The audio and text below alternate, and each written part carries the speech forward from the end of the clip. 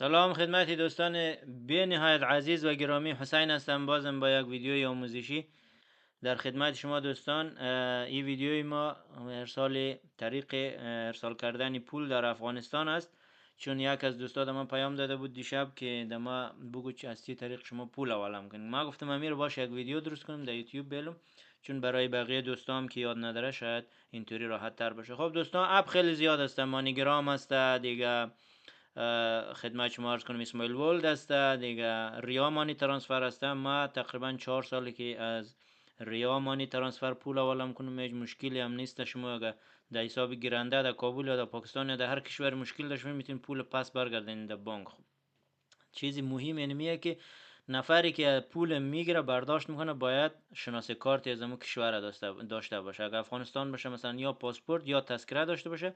پاکستان هم همچنین بدون مدارک نمیتونه از بانک پول بیاره. خب دوستان عزیز، الان میریم در حساب گوگل استوری اینجا بنویسین دوستا، در قسمت جستجو ریا مانی ترانسفر باش که چی شدی را ریا مانی ترانسفر دوستان نوشته کنین. ما اینجا که نوشته کرده بودم قسمت پایین دیگه بالا کسته دیگه چیز است، این پایین علامت اورانج ریا مانی ترانسفر ما رو باز میکنیم، چون ما قبلا دوستایی را در گوشی خودم گفتم 5 سال که ما در کشور دارم، من نیاز در اکانت ندارم. شما زمانی که دانلود میکنین نیاز در یک اکانت دارین که او اکانت شما باید که مثلا یک ایمیل داشته باشین، یک دمار کشوری که هستین اما مدارک همو کشور داشته باشین، از قبیل پاسپورت یا هر چیزی که در کشور رایج است. خب دوستاوره که زدین مثل فیسبوک دیگه شما نیاز در یک چی دارین، یک اکانت شما که فعال شد داخل از برنامه شدین اینطوریه. الان ما دمو کسایی که پول حواله کردیم اینجا نامایشان هست دیگه، نیاز نیه ما اگه دوباره دمو شخص بفرستم دوباره نام زو رو بنویسم، ولی خب میتونین مثلا شما در در نفر نو بفرستین. مثلا ما اینجا دوستان میم در قسمت بغلیشی اینجا ما نام خود خر انتخاب میکنم دوستا، در این قسمت جمع در اینجا من نام خود خره سنده ایخ اینال دوستا.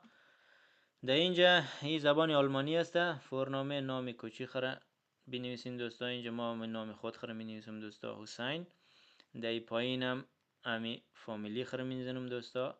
چیزی که در پاسپورت یا در تذکره امضا نفر نوشته باید امور نوشته کن. کشورم نگاه کن دوستا چقدر کشور زیاده، شما در تمام از این کشورها میفرستین، میتونین بفرستین. خب ما افغانستان انتخاب کردم. در پایین دوستان نوشته کرده که اشتات کانتون یعنی ولایت بنویسین، ما در اینجا مینویسیم کابل. خب دوستا کابل انتخاب شد باش که اینجا ایناش کابل، غزنی، کابل، هرات همه جای می شما میتونین اینجا همو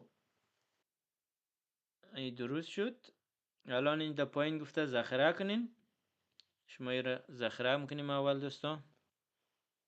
بله اولی رو ما ذخیره میکنیم. اینال ذخیره شد باز ما این در لیست ذخیره ها رو پیدا میکنین. نگاه دوستا اینجا هسته رویش کلیک کن. خب اینال موریم که پول ارسال کنیم. خب دوستا مثلا ما اینجا در کشور سوئیس هستم دوستا، این بالا پرچم سوئیس میبینین CHF هم مثلا نام پولشان هسته که میشه فرانک، این در پایین افغانستان. اینال ما در اینجا میزنم میگم خب امروز صرف چنده، 100 پول اینجا در افغانستان چند میشه.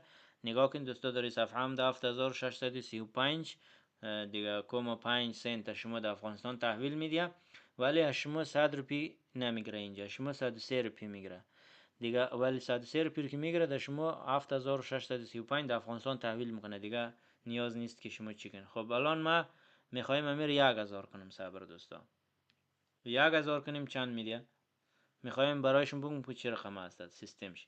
خب 1000 که کنیم دوستا 7635 76355 افغانی برایشون تحویل میده.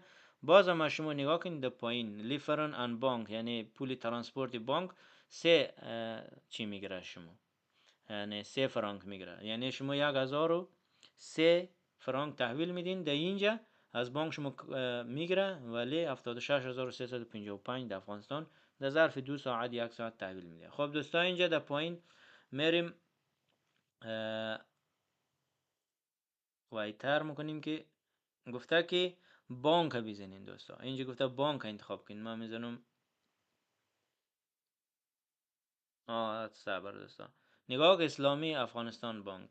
الان اینجا اگر نفر شماره کارت داشته باشه، شما باید شماره کارتی نفر اینجا وارد کنین که دایرکت در حساب کارت چه بره. ولی چون در افغانستان اکثر موقع شماره کارت نیه، ما میریم برمیگردیم پول نقد انتخاب میکنیم دوستا. اینجا گفته که لیفرن ان بانک بتسالن دیرک، خب شما بدون لیفرن ان بانک یعنی که بارگلد که زدین دوستا، موریم وایتر نگاه کنین. حال ما رو میگه که قد کدام مثلا بانک بتسالن. شما در کشور هستین، در روی اینجا پلاس که کلیک کن دوستا، اینجا همون بانک امضا کشور خور بیدین. هر کارتی که بانکی که شما دارین دیگه رمز شما نمیخواه و حساب میکن، یا مثلا گوگل اکاونت دارین. ما از من اینجا ماستر کارت هست مثلا. نگاه کن زمانی که روی ماستر کارت شما نگاه کنین اینجا سیوی دارین، در روی موزیک کلیک کنین، این دیگه پول ارسال شده. خداحافظ. یعنی بانک از ما اینجا شماره کارت رو گرفته، این سیوی خور که زدین از پشت کارت خو پول ارسال میشه.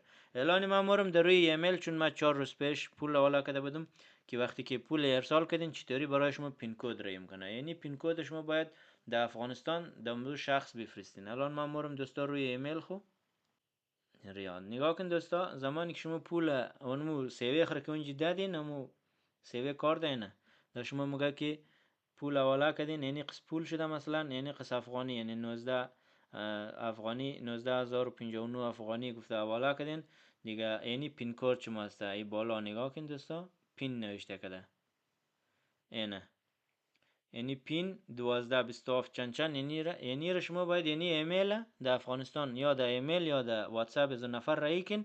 نفر که یعنی میر دریافت کرد بوره در اونجی دیگه پول برایش میده. این حالی نگاه کن ایمیل آخری که برای از ما آمده دوستا 3 تا ایمیل آمده.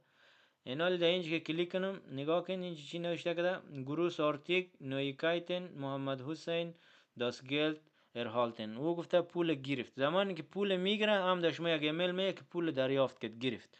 دیگه شما از یه راحت تر چی میخواین دوستا. تشکر که تا این دم با ما بودین. امیدوارم که این ویدیو برای شما آموزنده باشه.